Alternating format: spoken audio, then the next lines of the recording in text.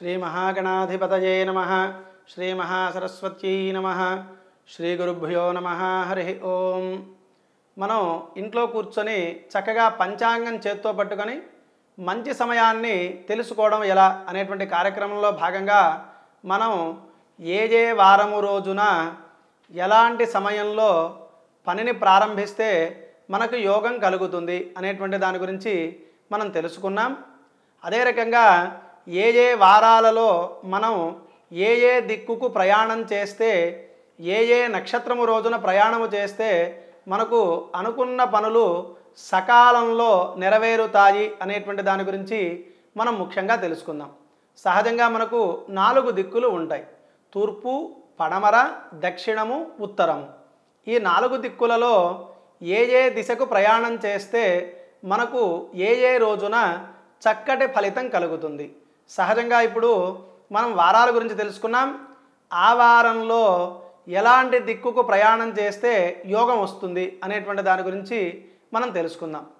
అదే రకంగా ముందుగా ఆదివారం చక్కగా ప్రయాణానికి తూర్పు వైపు గనక ఆదివారం ప్రయాణం చేస్తే మనకి అనుకున్న పనులు సకాలంలో నెరవేరి చక్కటి యోగం కలుగుతుంది. అదే రకంగా పడమర దిక్కుకు ఏ వారములు ప్రయాణం చేస్తే చక్కటి ఫలితం కలుగుతుంది అనేటువంటి దాని గురించి మనం ఇప్పుడు తెలుసుకుందాం. పడమర దిక్కుకు బుధ గురువారములలో గనక ప్రయాణం చేసినట్టయితే చక్కటి యోగం కలుగుతుంది. అదే రకంగా దక్షిణ దిక్కుకు సోమవారం కానీ శనివారం కానీ ప్రయాణం చేస్తే చక్కటి యోగం కలుగుతుంది. అదే రకంగా ఉత్తర దిక్కుకు ఆదివారము కానీ శుక్రవారము కానీ ప్రయాణము చేస్తే చక్కటి యోగము కలుగుతుంది. కాబట్టి బాగా గుర్తుపెట్టుకోండి, తూర్పు వైపు మంగళవారం రోజున ప్రయాణం చేస్తే మంచిది. పడమర దిక్కుకు బుధ గురువారములు ప్రయాణం చేస్తే చాలా శుభం చేకూరుతుంది. ఉత్తర దిక్కుకు ఆది శుక్రవారములు ప్రయాణం చేస్తే చాలా అద్భుతం జరుగుతుంది. దక్షిణ దిక్కుకు సోమ శనివారములు ప్రయాణం చేస్తే అద్భుతమైనటువంటి ఫలితాలు కలుగుతాయి. అదే రకంగా మనం ప్రయాణము చేయకూడనటువంటి దిక్కులు, చేయకూడనటువంటి వారములు, ఇప్పుడు శుభవారములు శుభ సమయములు తెలుసుకున్నాం. ఇప్పుడు ప్రయాణానికి వాడకూడనటువంటి వారములు, వాడకూడనటువంటి దిక్కులు ఏమైనా చూసుకున్నట్టయితే ముందుగా తూర్పు వైపు శని సోమవారము ప్రయాణం చేయకుండా ఉండడం మంచిది. అదే రకంగా పడమర వైపు ఆది శుక్రవారము రోజు ప్రయాణం చేయకపోవడం మంచిది. అదే రకంగా దక్షిణం వైపు గురువారం ప్రయాణం చేయకపోవడం మంచిది. ఉత్తరం వైపు మంగళ బుధవారములు ప్రయాణం చేయకపోవడం మంచిది. కాబట్టి దీన్ని వారశూలలు అని కూడా అంటూ ఉంటాం.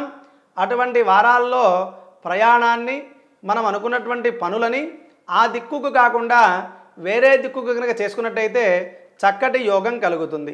అదే రకంగా మనం మంచి నక్షత్రములు, ఏదైనా ఒక దిక్కుకు ప్రయాణం చేయాలి అంటే ఎలాంటి నక్షత్రం ఉంటే మనకి చక్కటి యోగం కలుగుతుంది గుర్తుపెట్టుకోవాలి అందరం కూడా.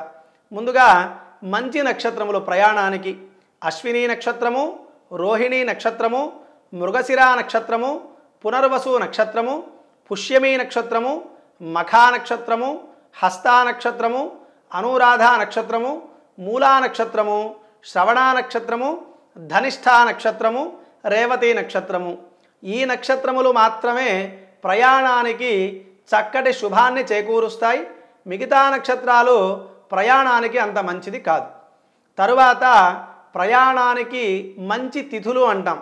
ఆ తిథులు ఏంటి అని చూసుకున్నట్టయితే మనం ఇందాక చెప్పుకున్న విధంగానే విదియ, తదియ, పంచమి, సప్తమి, దశమి, ఏకాదశి, పౌర్ణమి ప్రయాణానికి చాలా అద్భుతాన్ని కలగజేస్తూ ఉంటాయి. విశేషంగా శుక్లపక్షంలో పౌర్ణమి ముందు వచ్చేటువంటి చతుర్దశి కూడా ప్రయాణానికి చాలా అద్భుతమైనటువంటి ఫలితాలను కలగజేస్తూ ఉంటాయి. తర్వాత ప్రయాణంలో దగ్ధయోగములు అంటాం. అసలు పని కానటువంటి రోజున ప్రయాణం చేస్తే ఎలాంటి ఫలితం ఉండబోతుందని చూసుకుందాం. బుధవారము పంచమి, మంగళవారము షష్ఠి, గురువారము అష్టమి, శుక్రవారము నవమి, శనివారం ఏకాదశి, సోమవారం ద్వాదశి, ఆదివారము ఈ రకంగా ఈ వారములలో ప్రయాణం చేసినట్టయితే మనకు అశుభం జరిగేటువంటి యోగం స్పష్టంగా గోచరిస్తూ ఉంది.